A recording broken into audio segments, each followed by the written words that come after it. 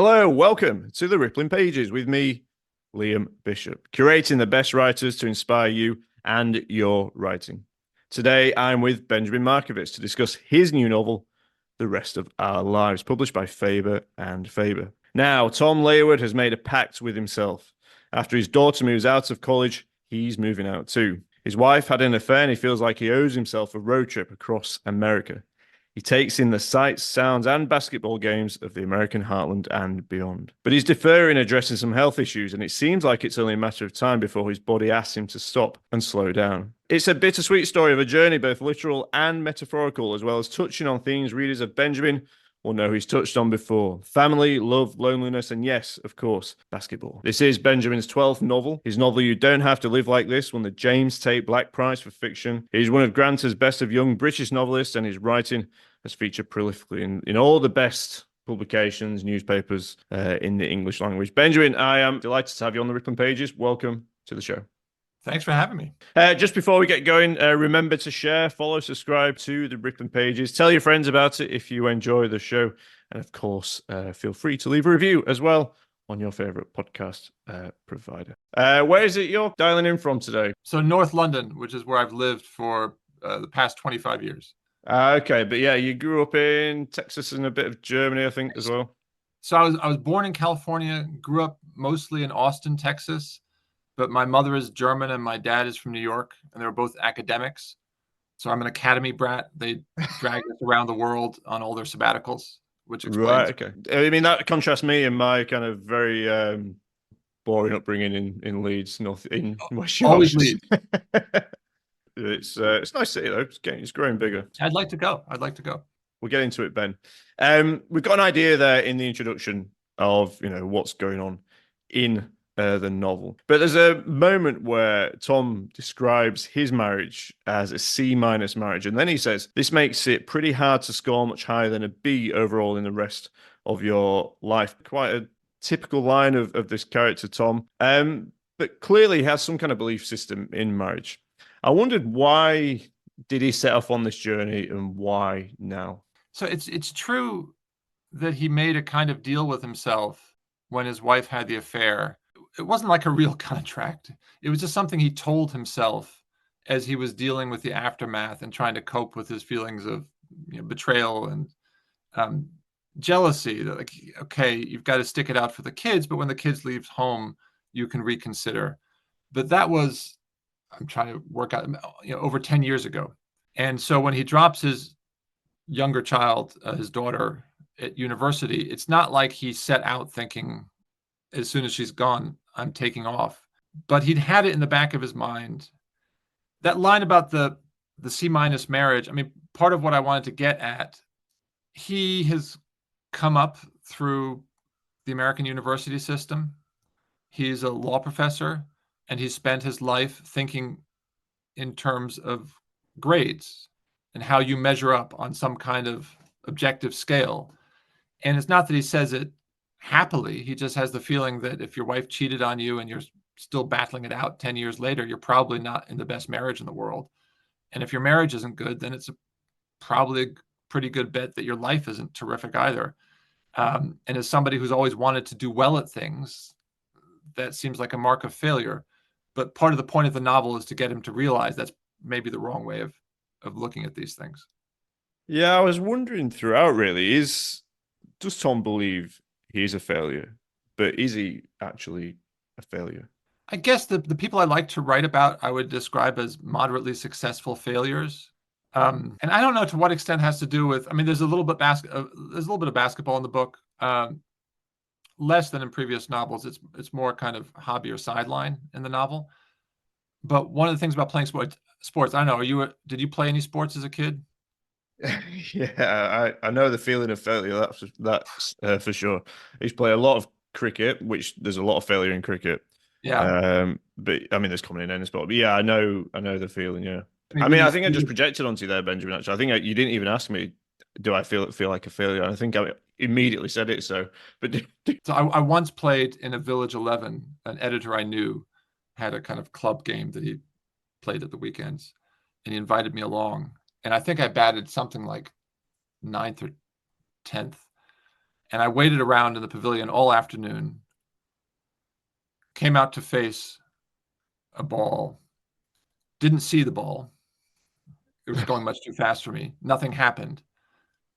Faced the second ball, didn't see that one either. The wicketkeeper called out, "How's that?" as if I had nicked it, which I don't think I had. I have no idea if I nicked it or not. I don't think I even played a stroke. And the umpire, who was my friend, decided that he could trust the wicketkeeper, even though he hadn't heard anything.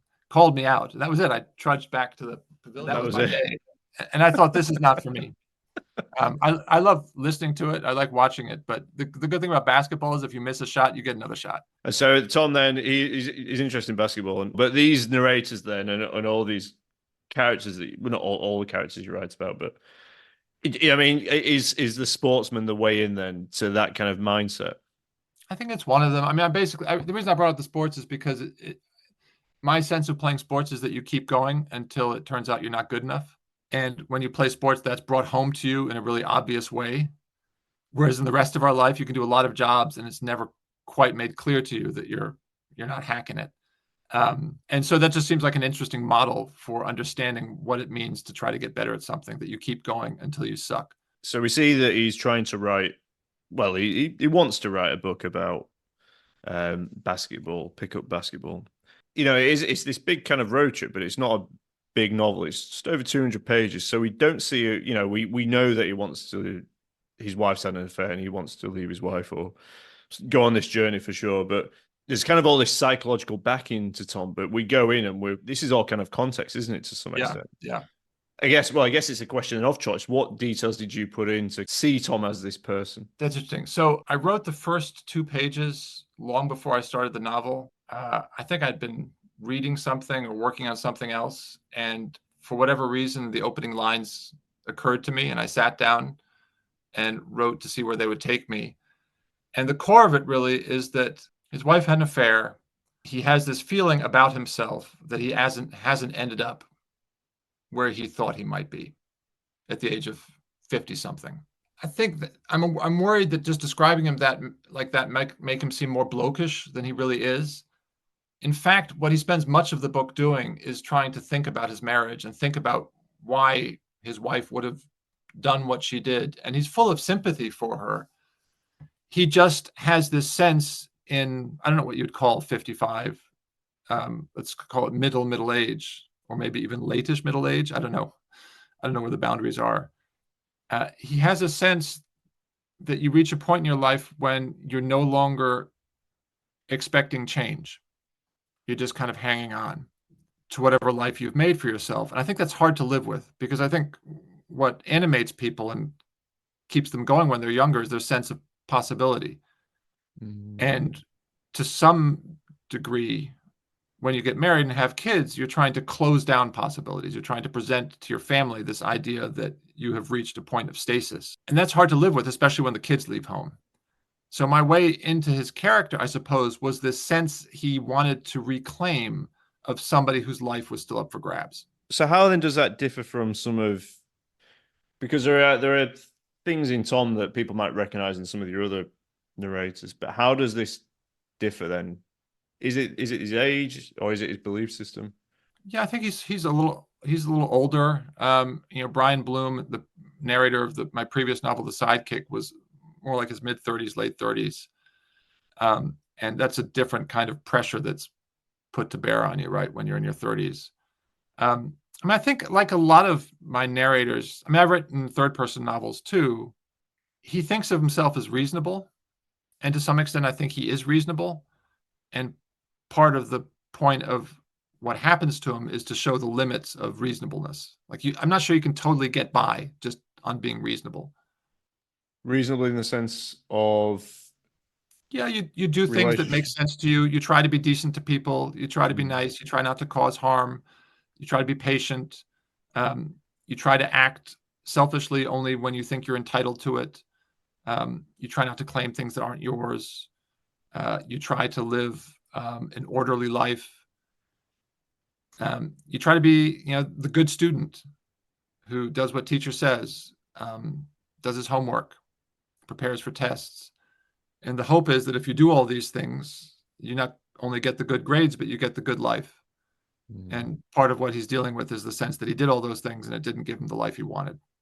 Yeah, that's really powerful. And you said before you don't want to make him sound blokish, and it definitely isn't that. He's not the kind, there's some things in here that might, or the way I sort of presented it to you, might make you think of, some of the novels by sort of Roth and Updike, but it is very tender. It is very, bittersweet. It has there's a real fragility, I think, to Tom that really, to me as a reader anyway, and I don't know if that's what you wanted to convey, but there's a fragility to him.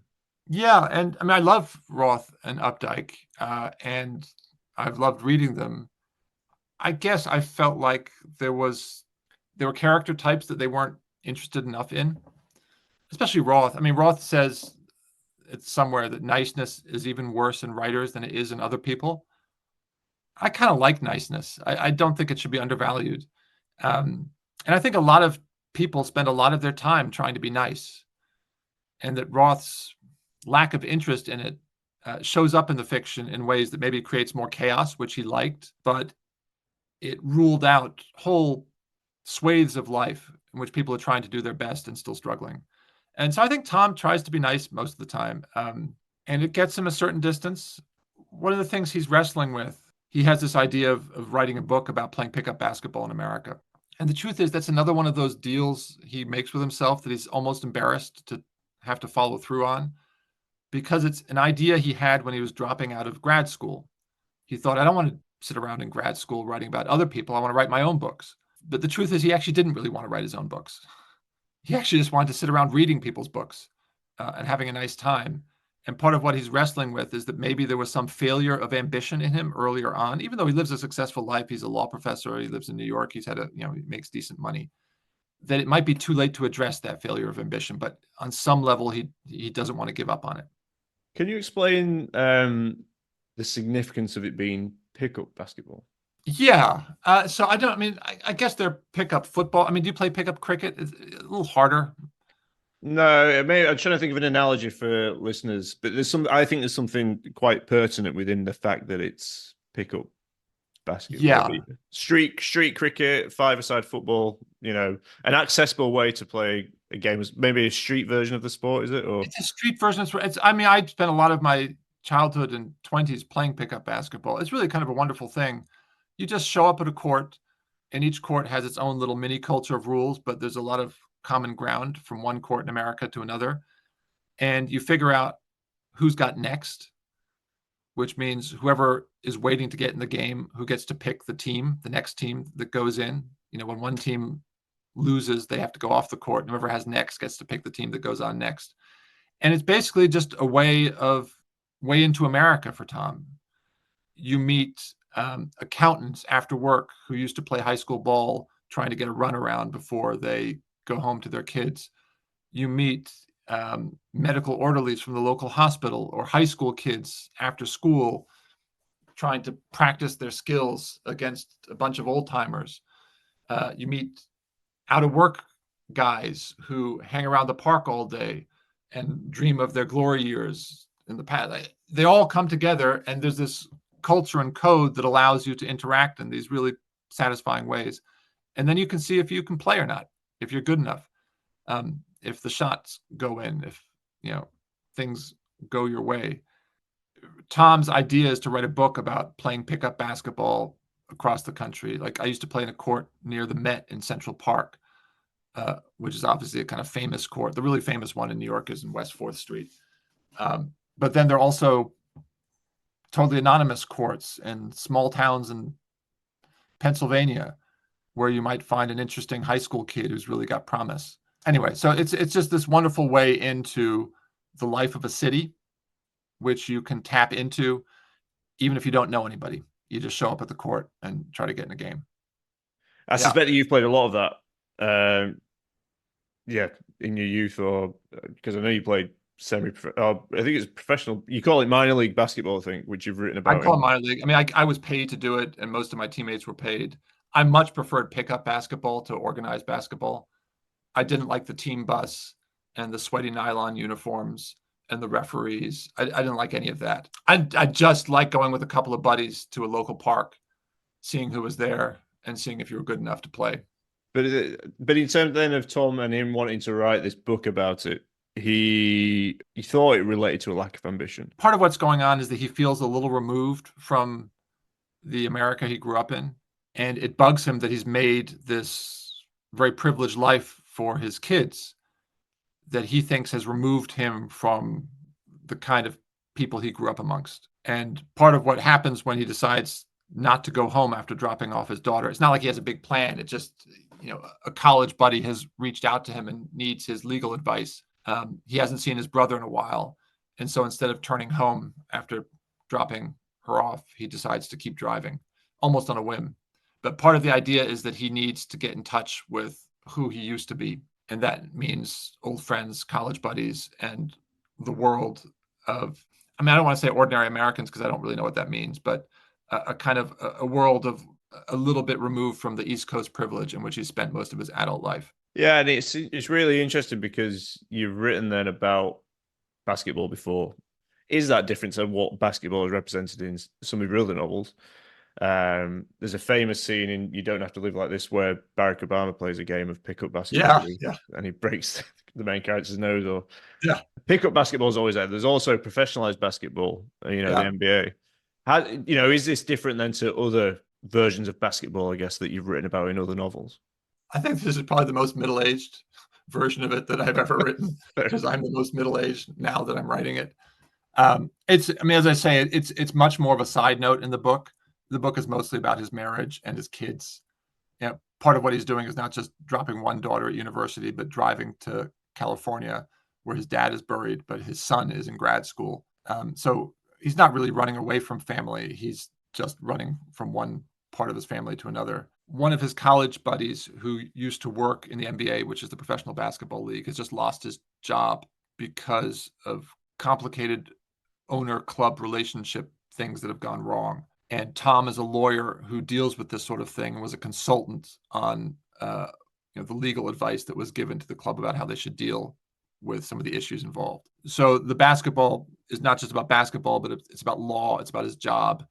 And it's about, it's one of the reasons that he decides to keep traveling because his pal in Denver wants to talk to him about some legal matters. Well, maybe you can tell me then just a little bit more about the significance of that. Because this is fictionalized, isn't it? This isn't a real, unless it is, but I think it's a fictionalized thing that happens with the Denver Nuggets and the ownership. Yeah, it's fictional. There's stuff that happens in the NBA that I drew on, but the specific case is made up. You can't really write about basketball in America if you're not going to write about race, because for whatever reason, and that in itself is part of a complicated history, most professional basketball players, the majority of them are African American. And so you have this world, and it's changing all the time. So I don't want to say that this is set in stone, but it seemed like an interesting pocket to look at if you wanted to talk about the complications of race. And that's part of what's going on here. Tom has a sense, which the book wants to challenge as his road trip goes on, that he's been pushed a little bit from the center of his own life. He's been suspended at work because he teaches a course on hate crime, and some of his students complained about the things he was talking about. And so rather than litigate it, his dean decided to put him on a kind of unpaid leave, which Tom resents. But it's also part of a general picture as he goes through America visiting old buddies, this feeling that they have that they've somehow been pushed aside a little bit, partly because of age, partly because shifts in culture, generational shift. Feels a little bit different than to what happens with the owner of the Denver Nuggets. Yes. And there's a lot less sympathy for the owner of the Denver Nuggets. Yes. And this is more like a systemic cultural issue. Yeah, I think in Tom's case, he was just a lawyer consulting on what happened, but the owner of the Denver Nuggets has been accused of creating a racist and sexist workplace culture. Go into some details. It's really hard, and I'm sympathetic. It's hard, especially in America right now, to talk about things like hate crime in an academic atmosphere without at some point saying something which might cause reasonable offense. And it's also hard if you're a teacher just to make sure you say what you're saying in the way that you would like to write it down if you could, with all the power of editing at your disposal, because you're talking all the time. And so what happened to Tom is not supposed to be anything like the sort of allegations that were made against the owner of the Denver Nuggets. It's on a different level, though it's a part of the book that Tom's son accuses Tom of giving legal advice to somebody who he thinks should not have the sympathy of the law. Either way, you write about race and ethnicity in America, and you don't seem afraid to go into it. You don't go into it as much, I guess, here than you have done in something like You Don't Have to Live Like This. But it seems like, even though we're sort of talking about cultures that don't permit talking about it, or not permit, but create an environment and atmosphere to speak about it, you've seemed to have done that within your novels. I have. I mean, when I talk about it, I tend to talk about it through the lens of first-person narrators who are not me. And I think that's important. I mean, part of what you want to do when you write fiction is have the freedom to discuss uncomfortable subjects. And part of the reason fiction is so good at doing that is because everything is slightly ironized by the fact that you're dealing with characters. You're not trying to expound your own political views. I'll tell you what, it's time for a quick break on the Rippling Pages. Do come back. I'm going to be talking more to Ben about his novel, The Rest of Our Lives. I'm going to be in conversation with Katharina Volckmer about her second novel, Calls May Be Recorded for Training and Monitoring Purposes. That's published by Indigo Press. Now, Katharina Volckmer is a name that you will know well. She published The Appointment with Fitzcarraldo Editions that went on to be translated into over 15 languages and was a debut novel hit. So I'm delighted to be in conversation with her. But Katharina was also one of the first authors that I ever interviewed on the Rippling Pages. So we're going to be doing this conversation live and in person at the Hyde Park Book Club in Leeds. That's on Monday, the 12th of May. If you're in the area or travelling from wherever you are, please do come along. There's a link to the tickets in the show notes. It's going to be a great event. The Hyde Park Book Club is a really fantastic, intimate, cosy venue. That means you've got to get your tickets soon. And as well as this, Next Chapter Books Leeds, the new independent bookshop in Leeds that's focusing on women's writing. They're going to be there too, selling books. It's going to be a great event. There's going to be, obviously, we're going to be chatting about Katharina's second novel. But also, there's, of course, the chance to ask Katharina some questions too. Hope to see you there. Welcome back to the Rippling Pages. I'm here with Benjamin Markovits. We're talking about The Rest of Our Lives. We're also talking a lot about basketball. But I guess we see more of Miri, don't we? Because his son has already moved out by the time the novel starts. But Miri... Yeah, he obviously loves both his kids. He has a slightly more complicated relationship with his older son, who challenges him in ways that his daughter doesn't. On the other hand, he also confides things to his son because he doesn't want to live a totally lonely life. And he's gotten to a point in his marriage where he and his wife, Amy, are not talking that much about things that matter. But he's scared at the beginning of the book because he adores his daughter. And they have a great bantery relationship. And to some extent, he's relied on her during the pandemic. And he's relied on her during the latter stages of his marriage to keep the family together, which is much too much pressure to put on her, which she's totally aware of. But she's leaving. He's dropping her off. She's going on with her own life. His wife is worried too. You spend 20 odd years of your marriage in the middle of a family. And if you do your job, the family doesn't need you anymore. The kids don't need you in the same way anymore. And you've got to adjust. And so part of the book is both of them trying to deal with the adjustment. There's a sense of him having to confront, I don't know if it's confronting I think it is confronting his mortality at some point, but I don't know if you could just explain what is going on with Tom and his body. Yeah. So, I mean, the truth is he had the same symptoms I had when I was writing the book. He went jogging one day and then it was suddenly like they pulled the energy supply, like they pulled some cord out of a socket and his legs wouldn't really go anywhere anymore. And he had to stop and walk it off for a few minutes. And then he ran on and other things like that kept happening to him. And this is what happened to me. And I gave him those symptoms when I was writing the novel before I knew what I had because the doctors couldn't diagnose anything. I thought for a while it was long COVID. And that's what Tom thinks it is. And in fact, so he goes on a road trip across America, more or less on his own, but I went on a road trip across America with my family while these symptoms kept getting worse. And it turned out later that I figured out I had lymphoma. And that's what Tom is heading toward as the book progresses. Some realization that even though he's running away from something, the thing that he really needs to deal with is coming with him. Well, I'm sorry to hear that, Ben. But his experiences your experiences then went into Tom's experiences. It did, yeah. I just didn't know what I was writing into it because I didn't know what I had when I gave him the symptoms. For me, at first, I had this sense I wanted to write about a guy who felt like his life hadn't turned out the way he wanted it to, and the medical stuff might have been part of that picture, that his body was beginning to fail him. And so I gave him those symptoms thinking it fit thematically with the stuff I wanted to talk about. But then over the course of the period of writing the book, the symptoms deepened and got worse. And I realized that I had to deal with it myself. And so it became a bigger and bigger part of the novel. And that was all happening then when you were writing this. You were sort of That all happened. I finished the book when Wow. I was going through chemo. Wow. Wow. Okay. Well. Thanks for sharing that. I mean, what are the kind of feelings that you had to confront? Well, the truth is that I think the big difference it made to me was I had originally intended to leave Tom much more abandoned at the end of the book than I did. And that's partly because as soon as I knew what was wrong with me, as soon as I was really sick, of course, what happens is you feel yourself very much at the center of a lot of love. And I just didn't want to write the other version of it. It just didn't seem true to me. Because the problems that Tom and Amy had in their marriage were never based on a failure of love. And the difficulties that Tom had with his kids were never based on an absence of love. And so part of the effect of his figuring out what was wrong with him is to bring a lot of people to him at the end. So that changed how the book was written because it had changed my experience of the world. Yeah, there is some, I don't know if reconciliation is the word, but the people come back into his life. He spent a lot of time on his own, hasn't he? And the people come back to his life, including his wife, Amy. Yeah, when things that really matter to you happen, I think you start feeling the things that matter. And the truth is, my wife was totally amazing while I was going through chemo. She sat with me every hour in the chemo chair.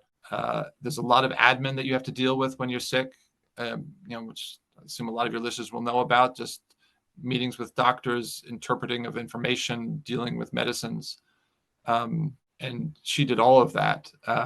And there's also a kind of simplicity I felt to being sick, which I don't want to say it was a compensation for what I had to go through. But when all you're trying to do is stay alive, in fact, you have a clear sense of the meaning of each day. And the routines become meaningful. Eating enough becomes meaningful. Going for a walk becomes meaningful. And the novel ends before Tom reaches all of that, but he's on the cusp. How are you doing now? So far as I know, I'm in remission. The doctors keep checking up on me. They like to do that, don't they do, yeah, and I'm grateful for it. I had really tremendous care. It's amazing. I spend some of my professional life trying to help people write better stories, and they spend their professional lives keeping people like me alive. So I was full of gratitude and admiration for them. A friend of mine works in narrative medicine. As soon as you spend a lot of time talking to doctors, you realize that part of what's going on is storytelling, and you need to find the right story to figure out what happened or what's happening. And doctors, no matter how many tests they run, still depend on the way you present whatever you're going through. And so I think in my case, part of what made it hard for me to get the diagnosis I needed is that long COVID was such a compelling narrative to explain a whole host of middle-aged symptoms. It just happened not to be the right one, but it meant that it took longer than it might otherwise could have done to figure out what was wrong with me. So I think my serious basketball playing days are probably done. But I'm 51 years old, so that I was headed in that direction anyway. No new contract then for no new contract. Oh, no, the no. Lakers haven't called me. Have they not? That is, I think they've got another guy in that's. They do. Yeah, they do. I think might be able to cover you for a bit, but yeah. I just wondered if for our listeners who perhaps might have the similar ambitions to Tom, write their own book, whether it's about pickup basketball or not. But I think it just reflecting on your journey as a writer, where you maybe see it going now after this novel, and where it's kind of come from. Those novels that the days when you were sort of writing about Byron and the sign papers, different. It's a different era of writing, isn't it? It feels like. Yeah. So I think I mean, I wrote probably 3.5 historical novels, 3 about Byron. My first novel was partly historical fiction. And recently I've just been writing contemporary stuff.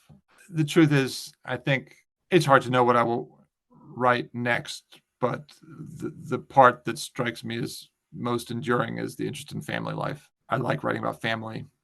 Partly I like writing about the little things that shape our days and preoccupy us. And one of the challenges of that kind of writing is that it's sometimes hard to create a sense of high stakes, but that's what family life is for, because in the middle of family life, every little thing has roots in much deeper histories. And so if you want to write about the little interactions that shape people's lives, the family seems to me the place to do it in. Some more families, maybe. More families, yeah. Um, Probably more middle-aged too. I think on some level, what makes you write each book was a sense that you left some things out of the last book. And so that keeps pushing you along. If you had one thing to say to that person who wrote the signed papers, what do you think you'd say? I don't know. I have, when I dip into it, part of me, in the same way that if I watch my younger self play basketball, is envious of his imaginative energy, which I don't know that I have anymore. I think my prose is probably simplified a little bit, but I also was I remember writing the first few pages of the sign papers, which felt like a breakthrough because it was a voice a little closer to the voice that I actually use in speaking, which I hadn't written before. And to some extent, I've just tried to follow that direction. I try to write the kind of language that I could imagine saying. And I hope the rest of our lives feels like a book in which Tom's voice you could imagine across the dinner table, as opposed to the kind of writing which is the sort of the finely crafted particular writing that you can only come up with on the page. Well, Ben, wherever it takes you next, I'm sure that I will be, watching. I'll be waiting for the next one. I'm sure many of our listeners will be too. But for now, this has been an absolute pleasure to have you on the show. Thank you for giving up your time. The Rest of Our Lives is published by Faber and Faber, and it's out on the 25th of March. But for now, Benjamin, thank you very much for joining me on the Rippling Pages. Thanks for having me. It's been a pleasure.